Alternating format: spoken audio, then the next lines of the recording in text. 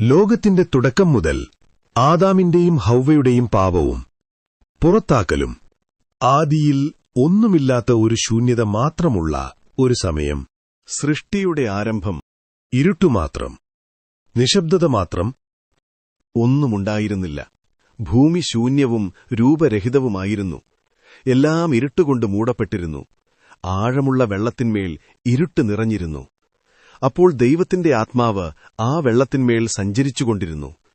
സൃഷ്ടിയുടെ ആരംഭമാരിലെ ചെയ്തു ദൈവം അരുളി ചെയ്തു, പ്രകാശമുണ്ടാകട്ടെ. അപ്പോൾ പ്രകാശമുണ്ടായി. ദൈവം പ്രകാശത്തെയും ഇരുട്ടിനെയും വേർതിരിച്ചു. പ്രകാശത്തെ പകലെന്നും ഇരുട്ടിനെ രാത്രിയെന്നും വിളിച്ചു. അടുത്ത ദിവസം ദൈവം ആകാശം സൃഷ്ടിച്ചു. വെള്ളത്തെ രണ്ടായി വേർതിരിച്ച് മുകളിൽ ആകാശവും താഴെ കടലുമുണ്ടാക്കി. മൂന്നാം ദിവസം കടലിലെ വെള്ളം ഒറ്റിടത്തേക്ക് കൂടുകയും കരഭൂമി പുറത്തുവരികയും ചെയ്തു. ഭൂമിയിൽ പുല്ലും മരങ്ങളും പുഷ്പങ്ങളും വളരാൻ ദൈവം കൽപ്പിച്ചു. ദൈവം തന്റെ സൃഷ്ടിയിൽ അതീവ സന്തുഷ്ടനായി. ദൈവം വലിയ തിമിംഗലങ്ങളെയും വെള്ളത്തിൽ കൂട്ടമായി ജനിച്ചു ചരിക്കുന്ന അതത് തരം ജീവജന്തുക്കളെയും അതത് തരം പർവ്വജാതിയെയും സൃഷ്ടിച്ചു. നല്ലത് എന്ന് ദൈവം കണ്ടു. ദൈവം ഏവയോട് ഭൂമിയിൽ പെരുകാൻ കൽപ്പിച്ചു. ദൈവം അവയെ അനുഗ്രഹിച്ചു. അങ്ങനെ ദൈവം അഞ്ചാമത്തെ ദിവസം മൃഗങ്ങളെ സൃഷ്ടിച്ചു. നല്ലത് എന്ന് ദൈവം കണ്ടു.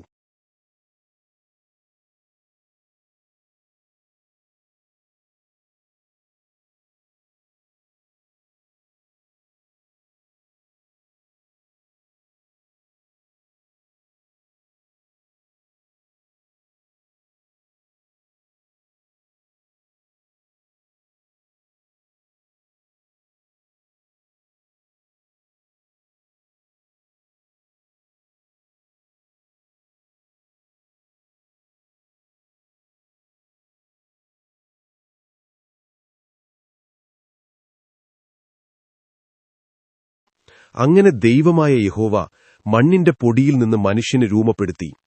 അവൻ തന്റെ നാസികയിൽ ജീവശ്വാസം ഊതിയപ്പോൾ ആ മനുഷ്യൻ ജീവാത്മാവായി മാറി. അവന്റെ പേര് ആദാം. ദൈവം കിഴക്കോട്ട് ഒരു മനോഹരമായ തോട്ടം നട്ടു. അതായിരുന്നു ഏദൻ.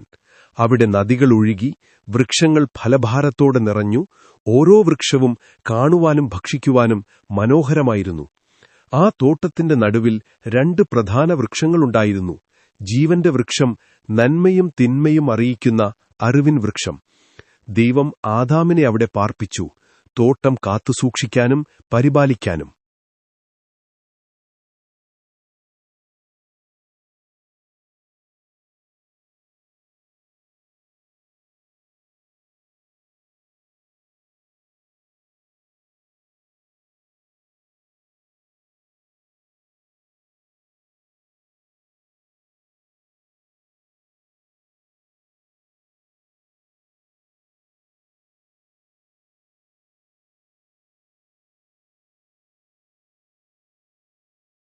അവസാനം അവന്റെ ദൈവം ശ്വാസം ഊതി ഒരു മനുഷ്യനെ അവൻ ജീവിച്ചു.